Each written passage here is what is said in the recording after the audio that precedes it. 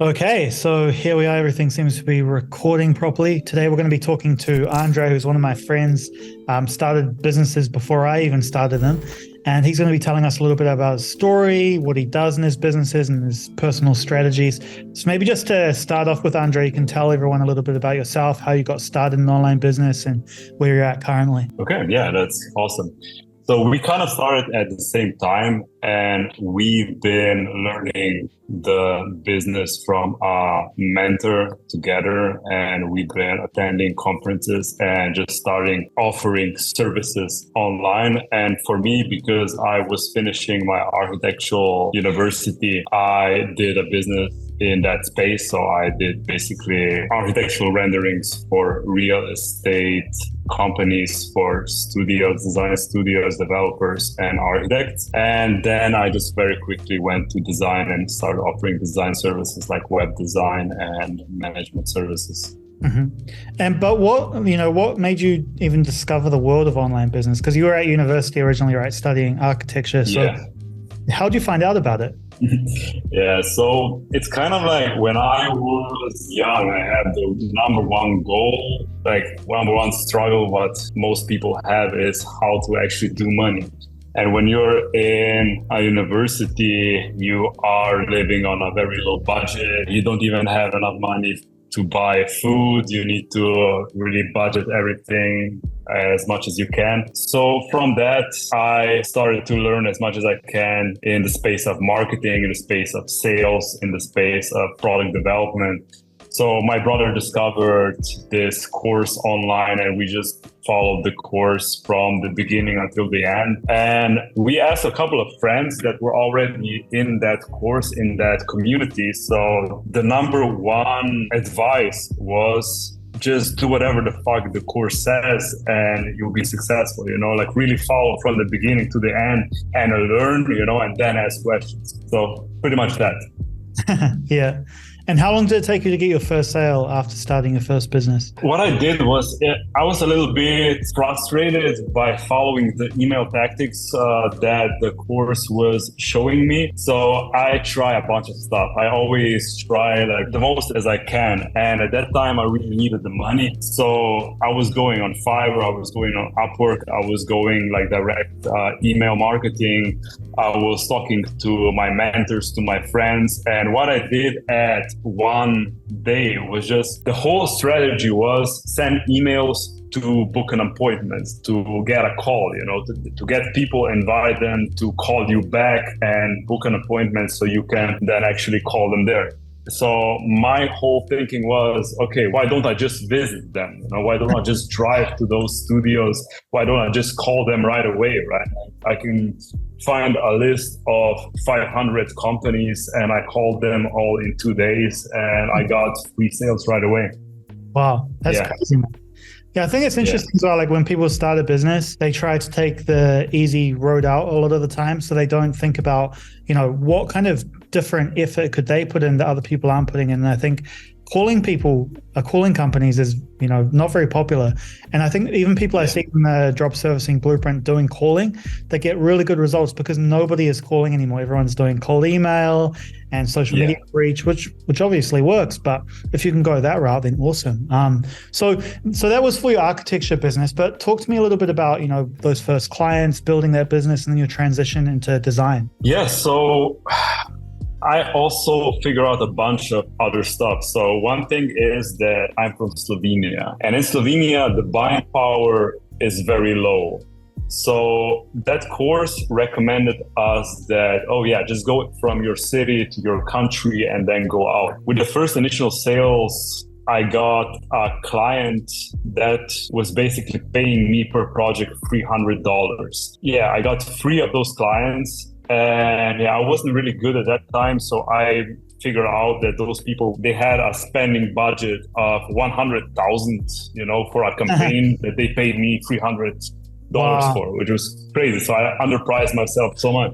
And then I tried, after contacting all of them in Slovenia, I went to the UK with a very high buying power. And I got a job, a project that was 3 days of work with £3,000 And, that was like 3 hours a day of work, 3 days. And they were really happy to pay. They were happy with the project. And yeah, that was a super good experience with my couple of first projects. Yeah. And was that project also in the architecture space? Yeah. That was all in the architectural space. But in the architectural space, the problem is that this is not something that a lot of businesses are buying, right? Like, it's very niche. It's very hard to get actual clients because those people already have some kind of credentials, like a list of vendors that they are working with. Like, you can join, you can go up there, but it's just way more work. And I figure out that the design space is way more broad, is way bigger, and just you can offer that service to any kind of company, and yeah, you can get way more projects right away. So I started to offer different services in the design space, and I got way more projects and way more money right away, like just from the first week. Okay, the first week. And what kind of marketing methods were you using for that? I was using the same marketing approach, which was just then in the beginning was email. When it came to that, I was targeting studios. So studios meant like in a post to actually get freelancers, just entrepreneurs, to get studios or agencies, is that they will give me regular projects on a weekly basis. So I was just starting to work with 2 different studios, and I got every second day a new project, which was very nice. So my calendar was kind of booked already from the get-go. And I also went on Fiverr and I went on Upwork. And, because I got this kind of system already set up, that meant that I can also like try and explore other versions of how to market my product. And the great thing about Fiverr is that it's free marketing and you don't have to do any sales. You basically just guide your client, you just guide them through your project. And on Upwork is you need to do sales, but it's also free marketing. You just find everyone who is looking for your service and you just apply for them and you just get all the projects that you need. What is not so good from those platforms is that you compromise with the price. So those platforms are usually known to have a lower price because there's high competitions from very low income countries. Yeah, for sure. But I guess the trade-off is that the sales are more automated. You don't have a, marketing team or sales team handling all of it. Yeah. And just go straight to production. And I guess the next question would be like, right now in your business, what percentage of your revenue would you say is like for Upwork, from Fiverr, from your outreach methods? What is your best marketing channel right now? So my best marketing channel is still Fiverr. I have direct projects that my marketer, my manager is getting on a regular basis. But at the same time, I am a Fiverr Pro member. And I used to be a Fiverr top seller, and this just blows up your channel, and it can give you like 15,000 a month in projects very easily. Yeah, wow. So this is still my number one selling platform where I get most of the projects, just on Fiverr and also on Upwork. I have a marketer who is bidding on projects each and every day, so we also get good projects from there. Yeah. And I think it would be cool maybe to give everyone an overview of your journey with Fiverr and Upwork, starting out through to today, what your system is and kind of how you built your profile to this point. Yeah, so it's kind of the same as everywhere else as building your business. You first do the research. That's the most important part, is just seeing what is already been made. If you are not knowledgeable in that space, also if you are very knowledgeable in that space, you need to find out who is crushing it, who is making a lot of money. What is the process? What do people expect? Yeah, what are people selling? How they are used to sell? You can also buy a couple of products from your competition to just get an idea, an overview, and do the same. Not being smart, but really go and find out what works, do the same, and this is what can get you started. Just going step by step, and yeah, this is what can get you started. And then by getting your first project and your second project and your third project, you build on that. So I guess you start off by doing a little bit of research and reverse engineering what the best freelancers are doing on those platforms, and then doing the same thing as them. And when you were starting out, like, I imagine you didn't have a big portfolio on your profiles. So how did you get around that? Yeah, so it's specifically in my space, in the design and development space, is that what is a portfolio, right? It's just the work that you already done, that you already completed. So if you haven't completed anything, then just go and complete something. Like do a project for yourself, for somebody you know. Like what would be your ideal project? Like designing something for Adobe, Google, or WordPress, Webflow, GoDaddy, whatever. You just find something and you design that, do like a little passion project, and boom, that's your portfolio. So actually developing the skills yourself in the beginning, I think, is what you do, right? And then create your own portfolio. And then I guess over time, as you built your profile and were able to charge more, you started to outsource a lot of that work to other freelancers. Yeah, absolutely. And also, like, when starting out, how to get your first few projects, it can be, people get very extreme and they think like, oh, what I want to do in 5 years, I should just charge this now. Or what I want to do in a couple of weeks, I should just charge this now. The thing is that when you don't have any credentials and when you don't have anything to show for yourself, what you need to do is do what others won't, right? So underbid and do it faster. Yeah, underbid, do it faster, and then maybe even at a higher quality than others as well. Exactly. This is where you get your first testimonials, your first little certifications, how you do your service. And I would add to that as well, because a lot of drop services start off with other marketing methods like the outreach methods, cold email, social media outreach. And once you have a few clients and you've produced a few projects, let's say you're doing animated video business, if you have 3 videos that you've made for your clients, you can then put those in your portfolio on Fiverr and Upwork and start building up your portfolio that way. So you don't necessarily need to start off as a freelancer. It's just that is probably the best way to go. But once you get those first few clients and you have a few portfolio items, you can create your Upwork and freelancer and Fiverr profiles and go from there. Yeah, absolutely. And also what is very important is how you communicate with your clients and with everyone. Like when you start building a team, or when you expand, when you grow, when you communicate with your clients, that's the number one thing, because this is pretty much what gets you your projects, or what keeps a client, or how you get referrals from other clients. That's the number one thing in what will build your business, is to learn how to communicate well and how to manage your business. Yeah, I think that's really important. When people are starting out, in any kind of business, and even just like even in their day job, they don't consider how important personal management is. Actually managing your time, managing what you're going to be doing in like an hour by hour, even minute by minute basis is important just for yourself in life in general. But once it comes to actually having responsibilities with clients and being a business owner, where you have to manage your own time, or, nothing is going to get done, you're going to completely fail your clients without that. So in order to make sure your clients are satisfied, you need to make sure that you're communicating well with them at every stage. And that means not just, replying to them when they message you, but actually reaching out to them first and actually providing those deliverables before they expect them. Maybe even creating a buffer of time, say I'm going to deliver it on Thursday, then deliver it on Wednesday, and actually manage their expectations in the beginning before the project begins. So explaining all of the costs, the timelines, the deliverables, how many revisions, any unknowns that come up during production are going to make that client have a much worse off experience. So as long as they understand what they're buying from the start, you're going to manage that communication much better, but also they're going to be much more likely to work with you again. And that's the most important thing. And I guess, Ray, when it comes to Fiverr and Upwork, that's where the reviews come in, right? Because the client's experience with you is what's going to determine whether they give you a 5-star review. Yeah, pretty much. Like what my mentor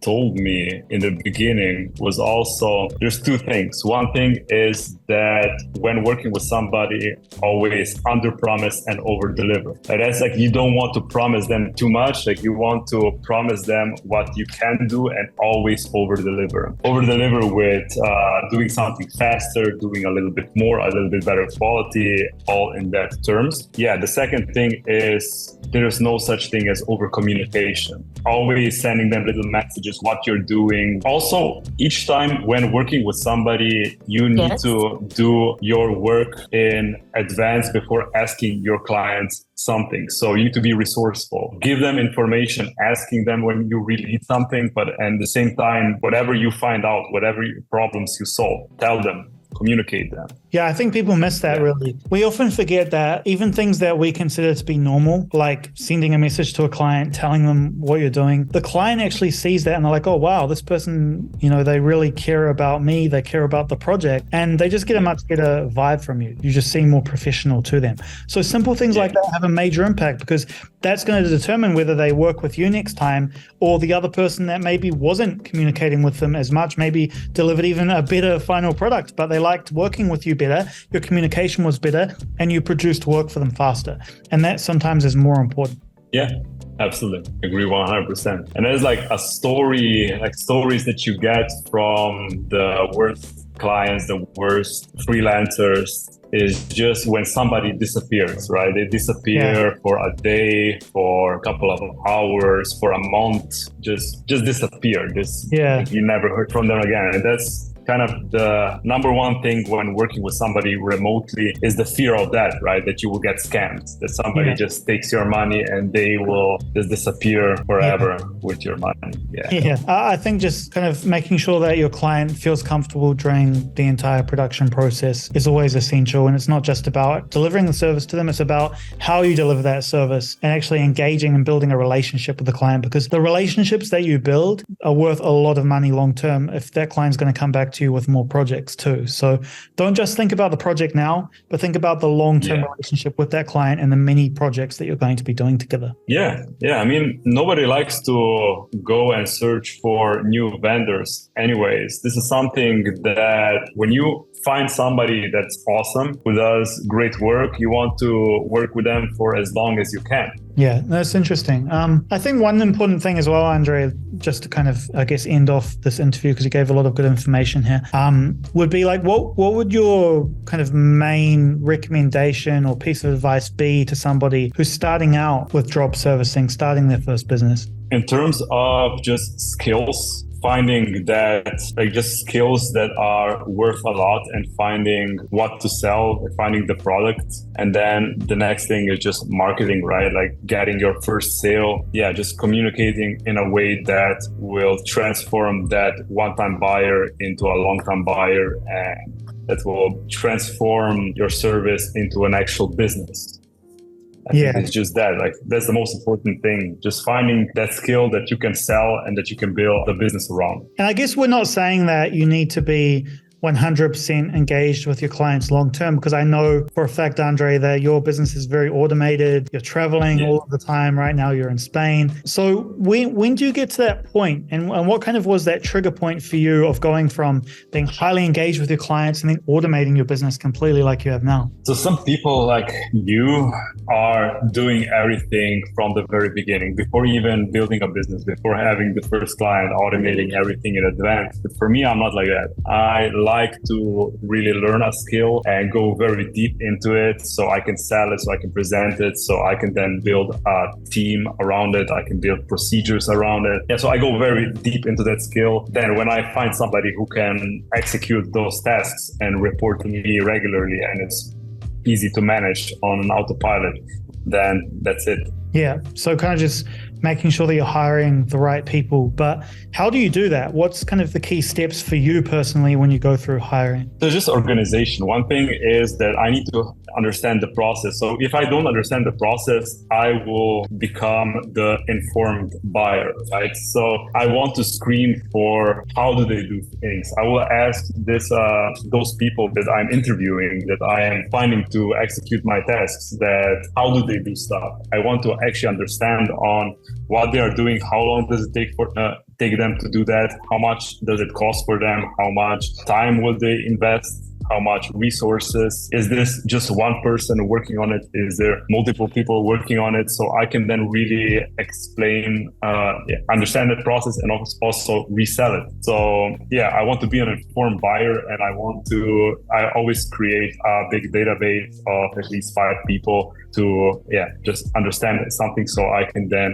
hire 1, 2, or 3 people that I can have on my disposal that I can then sell those services from. Yeah, you're making sure that you really understand the service on a deep level, really understand the person delivering that service on a deep level, how they work, what their output is, what their values are, what kind of work ethic they're going to bring to the table, and what they're going to be like to work with before you even start the project with them, I guess. Yeah, absolutely. Absolutely. That's a very important thing, because a lot of people think that when you research your competition, so that you just are trying to steal some kind of things, you're trying to steal information. But that's not the case, because you never reach out to somebody that you cannot partner with, that you cannot work with. Each person that you reach out with, that you talk to, can be a potential partner, either a client or a person that you can actually sell their services from. So everyone gives you information that you can actually use and you can work together with, if it makes sense. If it doesn't make sense, the worst thing that happens is that you just got a bunch of new information how to improve your business. Yeah, that's true. And I guess another good point would be, I think that we all overcomplicate, the process of getting sales and the decision-making that goes into making a sale. But oftentimes it really just comes down to the person has a need. They know you. They know that you provide a service that can deliver that need. And that's why they decide to work with you. So if you just build these relationships with people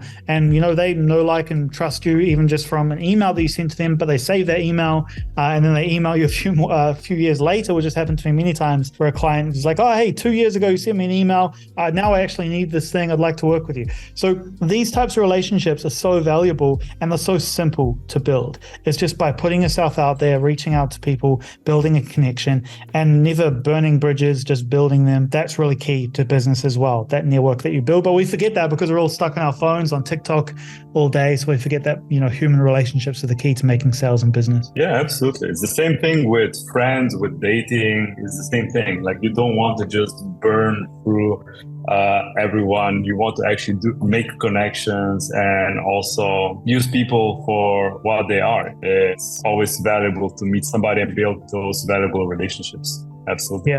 Yeah, 100%.